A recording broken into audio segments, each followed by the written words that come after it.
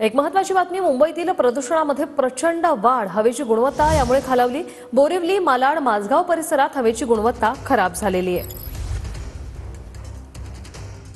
अनेक भागात हवेची गुणवत्ता खराब झाल्यामुळे धुक्याची चादर पसरल्याचं पाहायला मिळतं आहे आणि मुंबईतलं वातावरण सुद्धा मोठ्या प्रमाणामध्ये खराब झाल्याचं पाहायला मिळतं आहे।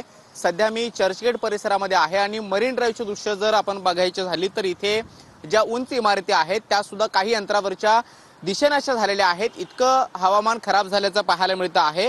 मुंबईतला हे दुसरा दिवस आहे तो सलग वातावरण खराब असल्याचं पाहायला मिळतं आहे, कारण हवेची गुणवत्ता ही पूर्णपणे खराब झाल्याचं पाहायला मिळतं आहे आणि त्यामुळे कुलाब्यातला AQI हा मोठ्या प्रमाणामध्ये वाईट श्रेणीत गेल्याचं सुद्धा पाहायला मिळतं आहे।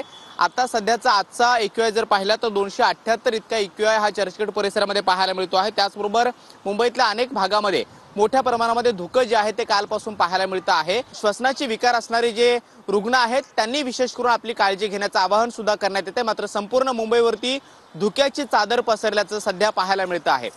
व्हिडिओ जर्नलिस्ट योगेश सोबत कृष्णा सोनारवाडकर, TV9 मराठी, मुंबई।